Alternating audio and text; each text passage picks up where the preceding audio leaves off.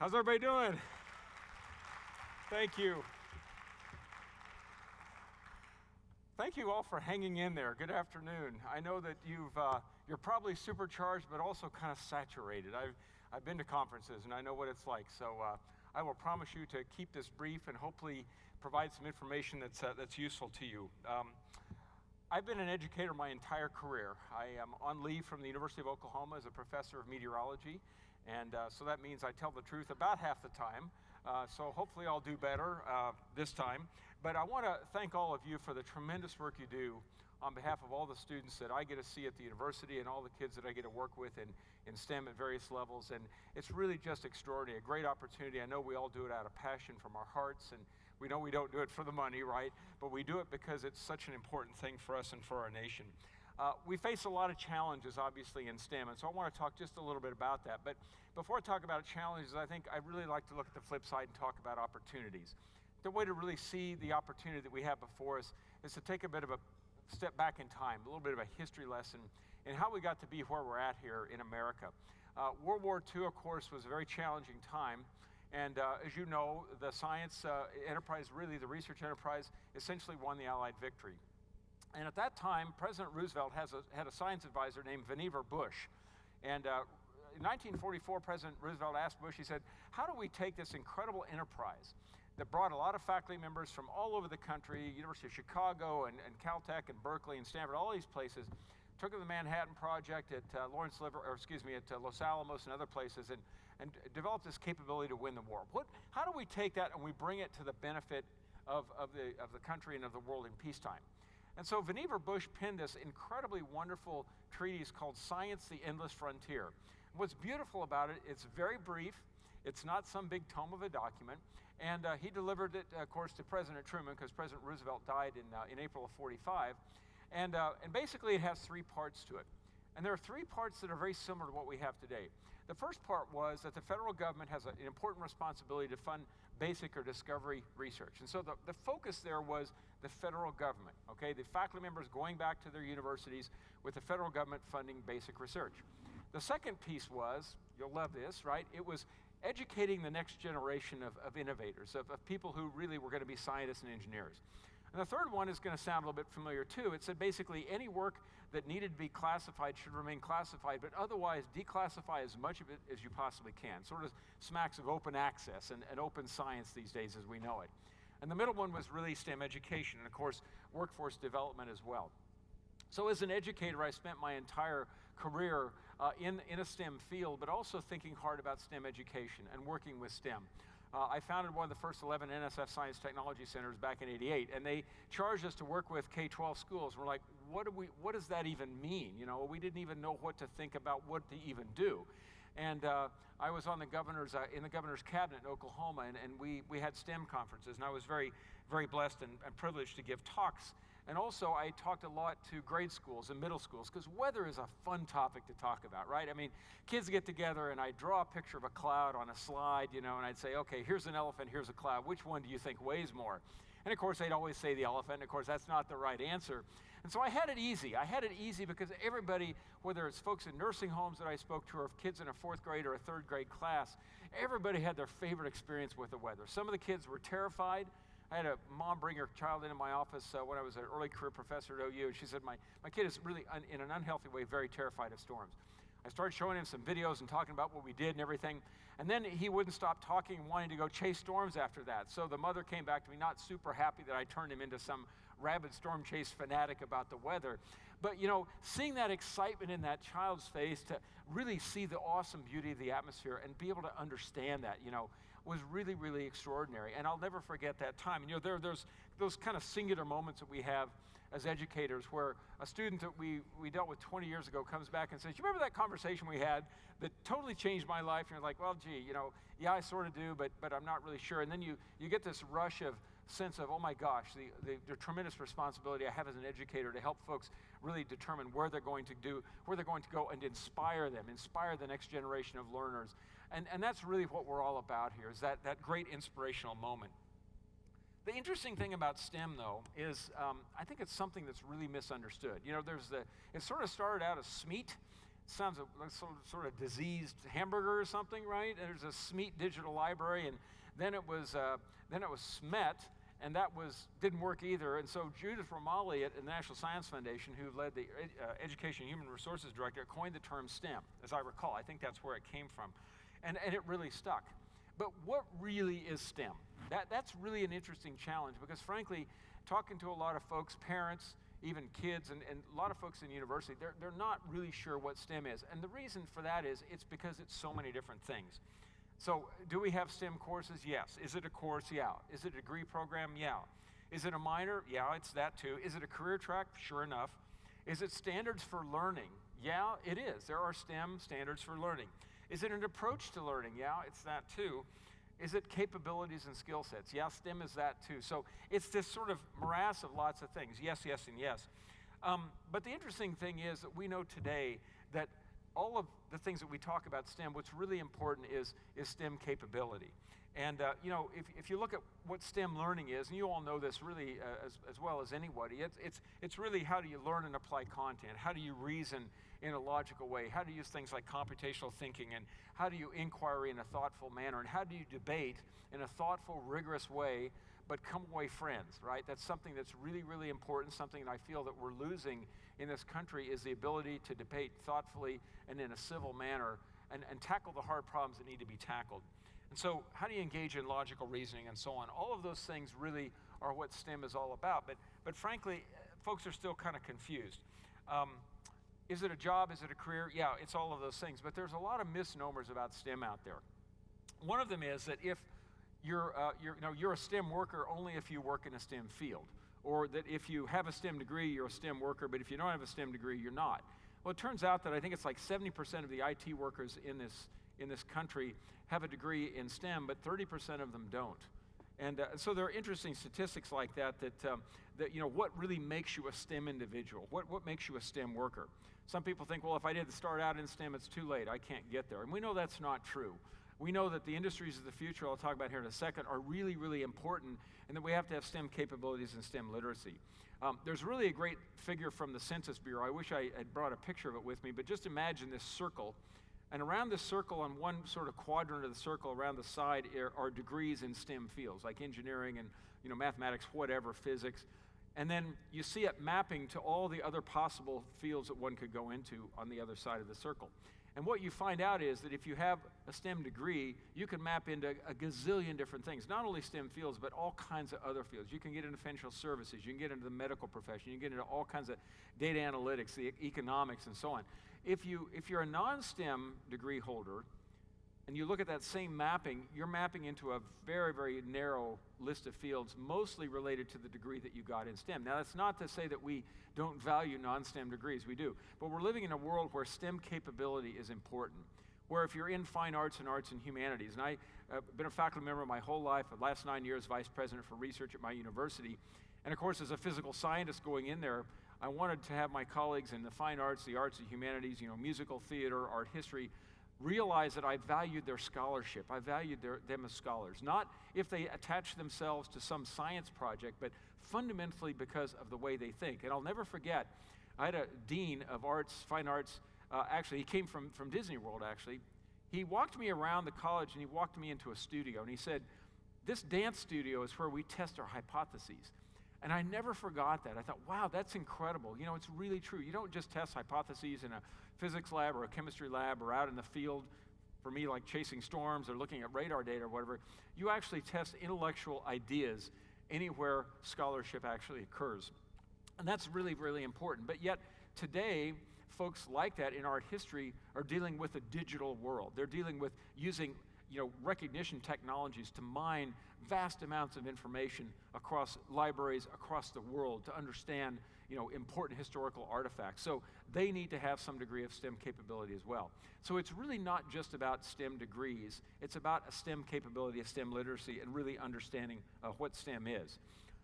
When I was on the National Science Board, a lot of questions were getting asked about, well, do we have enough STEM workers in this country? No. We have way plenty, more than enough. And we're like, okay, what's the right answer? And so we really dug into this, looking at the STEM workforce. And what we found was that that's kind of an ill-posed question. there's a lot of STEM workforces out there, and in fact, there's lots of subcategories, a lot of sub-workforces. There's a lot of nuance to it. And so if you think about a monolithic structure of STEM in terms of the workforce, it doesn't exist. It doesn't exist at all. And there are many, many pathways that one can take in one's life as you kind of weave in and out of different disciplines. And in some cases, people say, well, if you get a degree in physics and you go work on Wall Street, that's malemployment. You know, we've lost somebody who went into STEM and they went into some other area. I celebrate that. I think that's fantastic. Because I've had people tell me in the world of energy marketing and trading that some of the meteorologists that they had on staff, PhD and master's degree meteorologists, had more capability than their PhD economists. And my apologies to anybody who's an economist out there, but they said that from the point of view of how they thought about problems. Well, you know, we're not living in stovepipes anymore. Economists and meteorologists are all working together now to understand and learn how to mitigate the impacts of extreme weather events. Meteorologists can't do it alone. Ultimately, you're dealing with a human behavior problem. And we've discovered that, we've realized that. Why do people keep dying in tornadoes? Well, because at the end of the day, all the science and technology in the world isn't going to help you understand how humans react to extreme weather events. Because at the end of the day, you're dealing with human beings, and that's the social and the behavioral sciences, psychology, anthropology, political science. So we've begun to learn how to engage and talk across these disciplines. That, I think, is the beauty of STEM, is weaving things together in this wonderful way. And as we know now, of course, we think about the STEM workforce, we celebrate the fact that people don't stay in their careers for their entire life. You know, back in the day, my father, he was in his career. I've actually, frankly, been in my career, except coming to the White House and being in policy and stuff, but I've never taken a course in policy in my life. And if you saw my weather forecast, you'd wonder if I'd ever taken a course in meteorology, frankly. But we really weave in and out, and that's wonderful. A lot of the jobs of the future don't exist today. I think Craig Barrett, when he was chair of Intel, said something like, you know, the technologies that exist at the end of the year on our balance sheet, 90% of them didn't exist at the beginning of the year in Intel. I mean, things are moving really, really at light speed. And so this is really a call for us to think about the future and what STEM really means. And it's a really important thing for us to talk about. And so you might notice in the White House, Ivanka Trump has got this thing called the National Council for the American Worker and the Pledge to the American Worker. And it really talks about reskilling the American worker and thinking about possible displacement of jobs due to AI and things like that, which is going to happen, but it's an opportunity for upward mobility, which is really extraordinary. But we need to really think about reskilling. And one of the things I find amazing is that our National Science Board, which is a governing body of the National Science Foundation that funds the bulk of non-clinical medical research in this country, very basic research, is talking a lot now about the skilled technical workforce, the sub-baccalaureate workforce that gets into areas like, you know, career techs, two-year colleges and things like that. And I can tell you that research universities sometimes kind of sort of thumb their nose at those things. Well, they're not, you know, really doing new knowledge creation and stuff like that, but they have tremendous value. And a lot of times kids that come from those schools come to universities, need a lot of remediation. We can't behave that way. We've got to think of STEM as a seamless environment. And I like the term seamless STEM to say weaving together this incredible ecosystem that we have. And we talk about ecosystems a lot, but you know, there's many, many thousands of beautiful flowers out there blooming. But I think we need to plant more gardens. I think we need to cultivate gardens of capability where we have folks learning about one another, talking to one another, all these great STEM programs, you know, taking advantage of the leveraging power that we have in this country to really bring folks together and coordinate. And that's one of the things that I'm really messaging strongly from my position as a President Science Advisor and in the White House is this notion of partnerships. The fact that we in this country have this enormously powerful research enterprise. And if you think about what happened since World War II, there's been enormous progress. But a lot of times people focus on what's the federal government doing? What's the federal government funding? Well, guess what? It's not just the federal government. It's federal government plus the incredible post-secondary education enterprise, the research universities we have in the entire post-secondary enterprise. We have private companies that are trillion-dollar companies. We have an incredible nonprofit sector that is investing massively in research and development and also massively in STEM education. If you look at those things put together and look at the box top of the puzzle instead of a few clusters of pieces, you see an incredible capability that is unmatched in the world. And one of the things that I think we need to do as educators is start messaging the fact that right here in America, there has never been a better time in the history of the world to be in science and engineering and education, coming into it, 4th grade, 6th grade, junior high, high school, postdoc, coming into these fields of study because the capabilities are unheard of in terms of what we have today. Think about the ubiquity of data, the powerful capabilities we have to get online and access a journal article, to get online and access online learning, to actually have knowledge that we understand tornadoes infinitely better than when I started graduate school 40 years ago. So our learning, our tools, our capabilities, our computing power, vastly, vastly different. So that's why I talk about this endless frontier that Vannevar Bush gave life to after World War II, and I'm saying we're turning a page from that first era of that endless frontier into a bold new era that starts now, it's sort of already started, where it's not just the federal government, but it's all these different groups and these sectors coming together. When we bring them together and we leverage all the capabilities, just like we need to do and are doing in STEM, then we start planting beautiful gardens. Then we start making a profound difference in the lives of our students and really reaching them in ways that we've never before reached them. And that's really the thing that I think is so extraordinary and so powerful for us as a capability we have. So, there are a lot of challenges out there today, but I see a lot of opportunity. I really do. And so I just want to conclude here by talking a little bit about what specifically we're doing in the White House with regard to STEM. And I'm very, very pleased that I had the opportunity before I got confirmed on January 11th. I actually was, I got voted out of my hearing on September 5th, so I was a consultant to OSTP in the intervening months. And as OSTP and the National Science Technology Council's Committee on STEM Education was putting together this 5-year North Star plan, I had an opportunity to be a part of that, and it was really an extraordinary opportunity. And how it started was extremely important to us as educators. It started in a way that hasn't happened before. It started with the convening of a national conversation in Washington of bringing 3 or 4 people from every state and territory in the country, educators, superintendents, principals, parents, coming to Washington to have a full-on, multi-sector conversation about the future of STEM education in our country. And the importance of that cannot be overstated, because at the end of the day, when that report was written, it was written in such a way that everybody could see themselves in the report. It wasn't the federal government telling local school districts or states what they should do. It was the community working together to say, what are the opportunities before us and what can we do together? So when I pick up this plan, even though it was coordinated by the federal government, it was really something that we all developed together, and we can all see ourselves in, and we can all work to advance the overall mission of that plan. And that plan is really extraordinary for that reason, but also because it has 3 fundamentally important pillars. One is the STEM workforce of the future, very, very important. Not STEM degree holders of the future, the STEM workforce of the future. And that means lots of different things, as I just talked about. The second thing is a STEM literate society.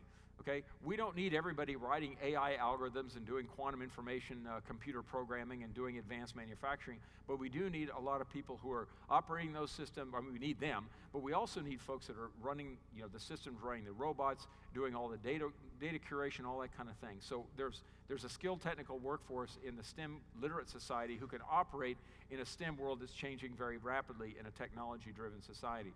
But the third thing is really important. It's a pillar, but it's really woven throughout. And that is one that's really most important to me is broadening participation in science and engineering, increasing diversity. And this is extraordinarily important for us as a nation in terms of us as the ethos that really ties us together as humanity. It's something we're working on in a variety of different ways in terms of the research environment, making sure that our research environments are accommodating, they're safe, and they're inclusive. If we have environments that don't comport with our values as a nation, that is our values of openness and values of respect to one another, which is fundamentally what you do in research, right? You behave ethically, you do things the right way, you trust one another, things like that, you hold each other accountable. That's our fundamental values as a nation. If our research environments don't really reflect those things, then we've really fallen short.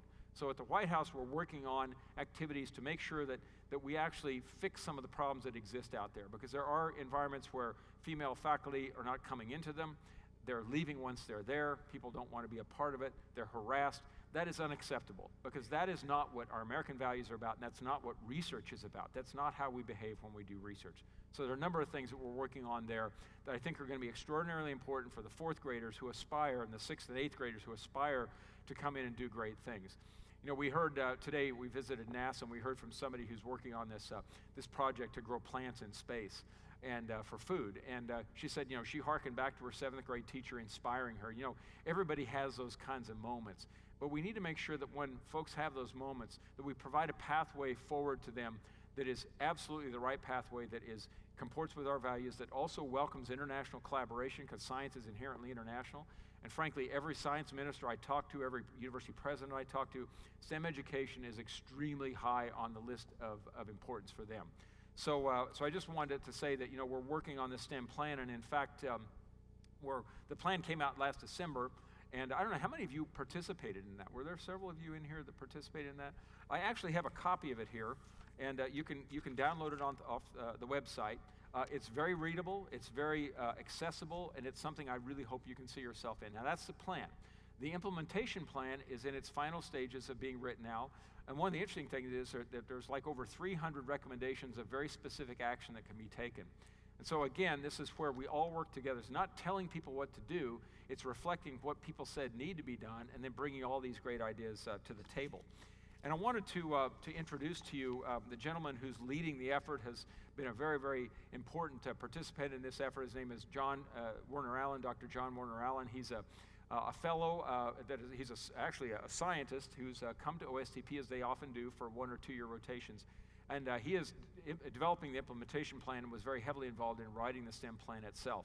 And so we're very blessed to have at OSTP a cadre of PhD level scientists and other folks that are doing these kinds of things. And so if we have questions, we have time for Q&A, and I know you all are, like, at the end of the day and ready to go get a glass of wine somewhere. So the Q&A is totally up to you. I'm happy to do it, but if you all just want to say, look, hey, we're saturated, I totally understand that. As a meteorologist, saturation, I kind of live in the saturated world, anyway.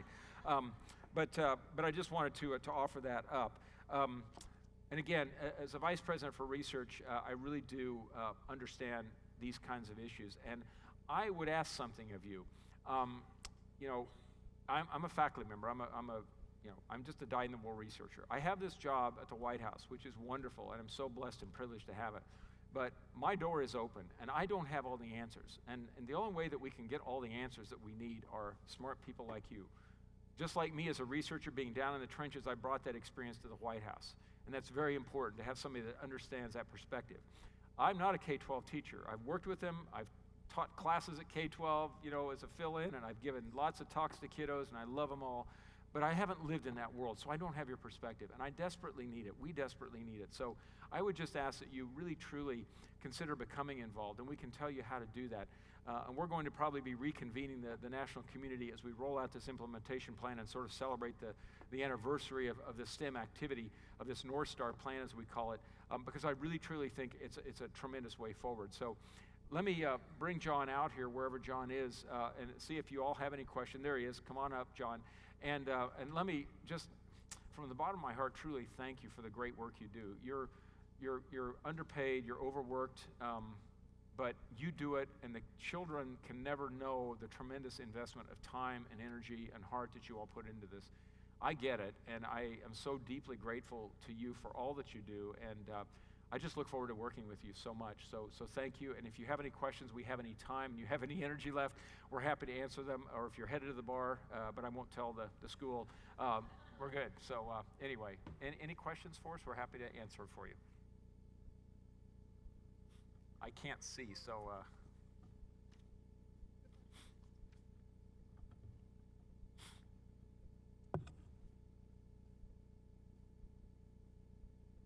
I can't actually see, so y'all scream it out or throw a shoe or something from your table that's not too heavy. First, it's an honor to have you speaking today. We know how busy you are. There are many of us here who are part of the STEM learning ecosystems, and we're very happy to have been invited to the conference. Working in a K-12 school district as a supervisor of curriculum and instruction, as a lead for a STEM ecosystem, the work that we're doing really needs to have the full support of business and industry in order to fully reach its potential. And through ecosystem development, those opportunities are there, but the funding could be better. And where is, in your view, policy and lobbying to really engage our businesses to see that the aspirations of our children and our communities those local communities and the cradle to career pipelines we're trying to stimulate that develop the interest in those local communities so families can try to stay together. Where is that kind of going, and how can we bolster that in a way that it's kind of coming a little bit from the top, saying this is going to make America even greater? I'll just add one quick thing, and for John, one of the real things I'm really pushing hard is partnerships. I think I mentioned that. And partnerships at the institutional level. So at federal agencies, partnering with private companies, with nonprofits. We've seen a lot of good partnering happen in this country. We give some great examples, but honestly, we're not even close to punching at our weight. So we really need to do a lot better. So one of the key things that we're doing at the White House now, and we will be convening national summits on partnering, and it'll be in research and education, and there are lots of opportunities out there. And I think part of it is discovering what's out there, what's happening. There's like 160 or 70 federal STEM programs out there right now. They're doing great things. There's great things happening at the local and state level. There's just incredible stuff out there. But pretty much a lot of people I talk to, they don't know the other things that are going on. And so I think in the private sector world, they're really keen on, and we've seen through this National Council for the American Worker, great interest on the part of major company leaders to be involved in the reskilling and the upskilling of individuals. And of course, that translates just right into the whole STEM concept. So that's something we really have our sights set on, is this notion of partnering across these sectors, in the private sector and the nonprofit sector as well. Again, great things happening, but I still don't think the connective tissue is there in the way that it needs to be. So that's a thing that is foremost on our minds. Yeah. Are these mics on? Can you all hear me if I'm talking? Yeah, there we go. Great. Yeah, so just to build on what Kelvin was saying, this is a central part of the strategic plan that we put out, and there's a lot of effort going on right now in terms of implementation. The federal government has incredible assets to bring to the table, facilities, talented workforce, and so we really want to make sure that that's happening. And part of the equation there is just building the connections. So there's a lot of great work that's going on that we're supporting. Part of the rollout for this and the implementation is expanding the NSF Includes network federally to bring in some other agencies. And I think that's a really important aspect of building those connections with businesses, with nonprofits, is just making sure they're aware of each other, and they're aware of other events that are going on, and what resources are available to people in their communities. The other thing I think we need to do is start thinking bigger. Really we do. One of the things that we're going to be messaging to the agencies in this annual memo that we put out is we've got to start taking really bold, intellectually risky challenges. And that's partly in the context of research, but I think we know a lot about how kids learn now and things like that. I think we've just got to scale it up. We saw some really great things at NASA that are in the early stages of something that could be deployed to classrooms all over America that would give kids this great immersive opportunity, as if they were actually touring a facility, and you could turn around 360 degrees and see everything, and it was very powerful sound stuff. It was like $200 a headset. Well, for certain school districts, that's out of sight. Private companies could easily fund those kinds of things, because, well, guess what? It's going to mean the workforce of the future to them. I think people get it at a fundamental level, but translating that into action, into some really big ways where we could leverage those dollars across all the sectors and come up with a substantial program to really move the needle. I mean, that's what we've got to do. And frankly, I'll just be honest with you. I've been in this game a long time, many decades, and we've expended so much money in this country. Great things are happening, broadening participation, the needle's just kind of quivering. We're making some progress. We're not seeing nearly as much as we should. STEM education is great. I think this plan offers the greatest promise that I've ever seen. We've tried hard, but I think we've got to start succeeding. And one thing about the Trump administration, let's not write lots of reports, let's not have endless meetings. Let's see results, let's put policy in place that we can measure the results and find out that we're doing good things. And so every day, it's, what are you doing? Are you driving the policy agenda? Are you seeing results? And that's a good thing. That's what we need. And so we've got our chance here to really start driving these things super hard. So I think John's right. The partnership piece is really critical, people discovering one another. And you have to kind of build a relationship a little bit, but that's where I think the White House can play a role. you bring some, big, powerful folks to the table, they can help broker those relationships at the top level that'll bring serious resources to the table. I think that'll be very important. So thank you for that wonderful question. You're spot on.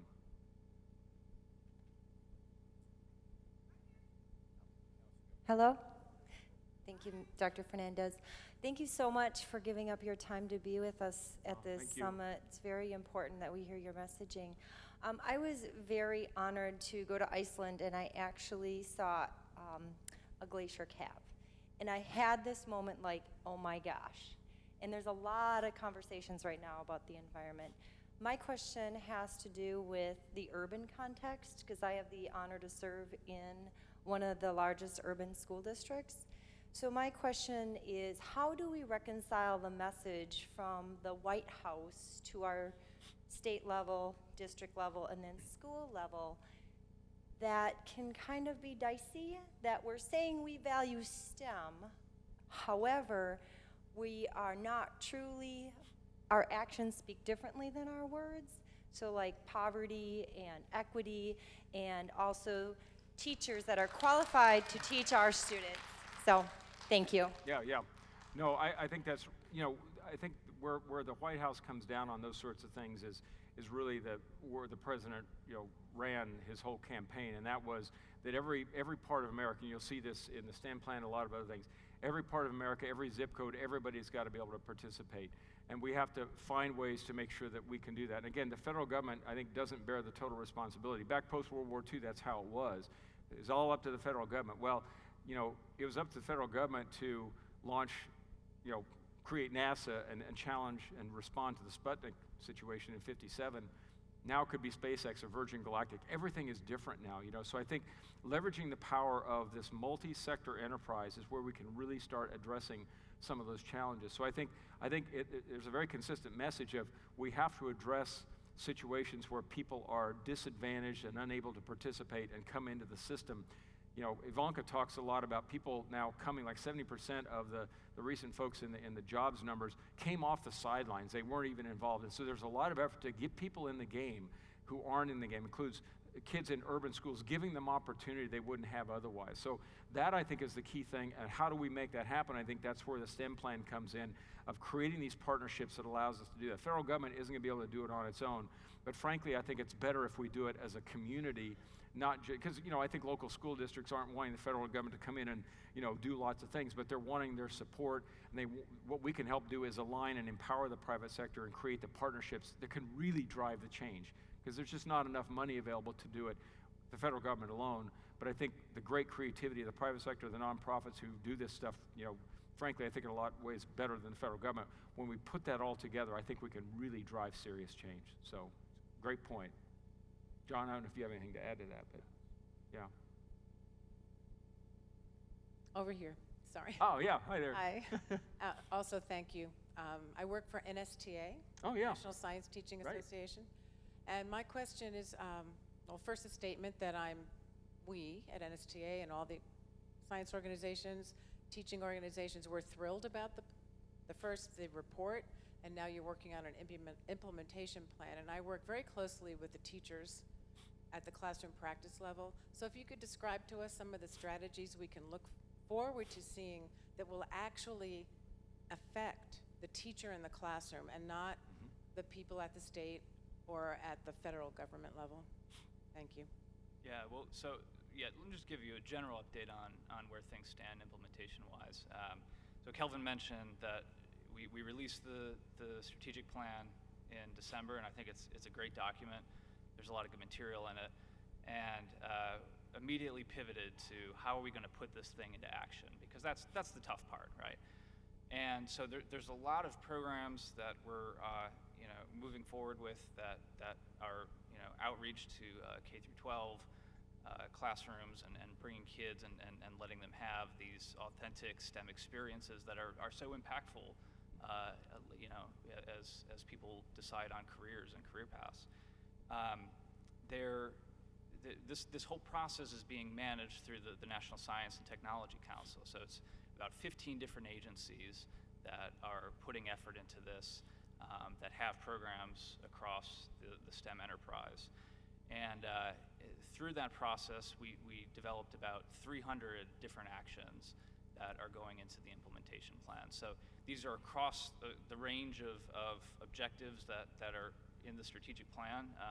If you want a general idea of how they fall into these buckets, for each objective that was in the strategic plan, there were these key federal actions. And so the entire implementation plan is structured around those. We were asking for actions, specific concrete things that fall into those buckets. Again, there's a lot of different focus areas that I could speak to. I think there are a few that, in particular, it's building work-based learning experiences, bringing trainees into the government, and giving them the opportunity to do hands-on STEM. We're also, Kevin was talking about the importance of increasing diversity, and a big part of that is reporting participation rates, program outcomes, things like that. And I think we really can do a better job with that, and making things more transparent. That's a core pillar of the plan. That's something we're going to be pushing really hard on going forward as well. So for teachers in particular, I think was sort of the thrust of the question. What can you think of anything specific to teachers? Teachers, folks on the ground, boots on the ground in the classroom that would come to mind maybe? I mean, there's 300, it's hard to remember it all, I know. Yeah. Was there anything that came to mind, Yeah, well, there's a number of sort of digital platforms, like similar to the virtual reality thing that Kelvin was talking about. Then also there, a lot of agencies offer professional development services. So there are programs through NOAA, for example, and again, sort of work-based learning, lifelong learning. So there's a lot of things that fall into those general buckets I think are going to be really important. And I don't know if you mentioned this already. We will be also releasing a sort of highlights version of the implementation process that includes more specifics on that, probably in the fall. And I think, as the implementation plan comes out, I think reconvening folks to talk about it, because there will be questions about, so what does this really mean? Can't just put it out and everybody understands it. So I think having that conversation will be important to informing folks, but also having that dialogue about, okay, well, for the teacher in the classroom, how do I translate this into something that is specifically actionable? And I think the plan will do that, but there's always useful conversation that can happen. So I think that'll be a part of that, yeah.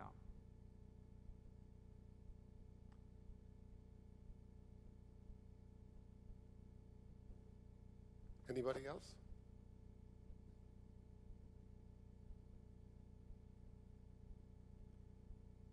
Well, let us thank you again for all the great work you do. And again, please reach out to us. I can leave a stack of business cards up here if you want. You can just email me directly if you've got ideas, you've got questions that you didn't get asked or whatever. You think of them after you leave. Happy to have you come visit. We're always happy to chat with you and get your good ideas. So thank you so much.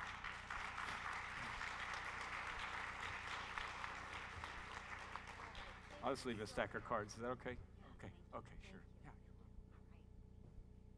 Terrific. Sal? I need the tickets.